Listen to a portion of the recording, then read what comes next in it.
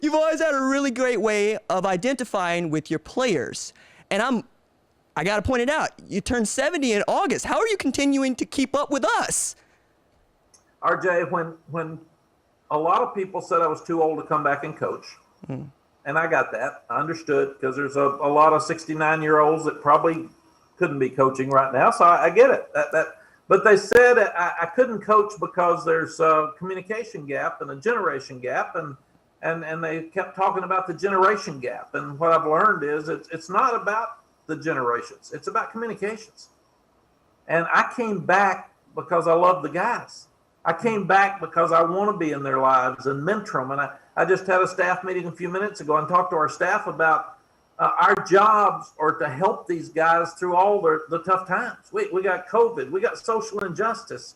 We got hunger. We got pressure on them. We've got a job where we've got 120 players and 11 play at a time. So there's a lot of guys that are depressed and have bad morale on the team because they don't get to play. So those are things that I get up with a purpose every morning to try to help. And especially as we get older, RJ, you learn helping somebody is the best thing you can do in your life. It's the best reward. It's the best feeling. And I had older coaches help me. So at this point, I want to help college football. We got some things we need to clean up, and I want to be part of that. I want to help young coaches have an experience like I've had, but mostly I want to take the prized possession of every parent by taking their children and helping them grow and helping mentor them and helping them teach me. When we were going through all the social justice stuff, I learned so much. I didn't even realize I was white privileged. But I am. I got money. I've never been stopped by a police officer. I've never been shot at. I've never been yelled at. I've never been arrested. That's white privilege. So when the guys are talking to me, they said, Coach, why don't you talk more about race? And I said, I'm not around racism. Our program doesn't have any racism. Inside our walls, inside our bubble, everything's perfect. If the world was like our little world, we wouldn't have any issues. But you guys need to tell me what you need said. Because I can say what you can say when you can't say it. You may not get drafted. You might not get a job when you get out of here. One of our assistant coaches of color said, Coach, I'm not LeBron James, man. I can't say it. I said, okay, tell me what to say. I'll say it. And they said, well, you'll get in trouble for saying it. No, I said, I'm going to say it because it's right and it's fair. And I think, RJ, that's the reason it works. I'm very direct with our guys. I listen and learn.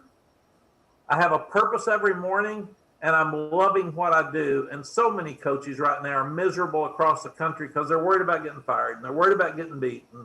They're worried about what somebody's going to say about them. I got lucky that I was with ESPN and ABC for 5 years, and I learned that the media have hard jobs.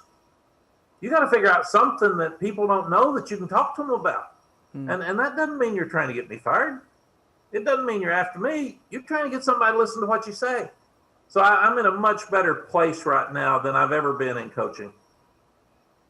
Well, Coach, you mentioned your players coming to you with their hopes, their dreams, their concerns. What are some of the things that you have learned from this generation of player that is important to them?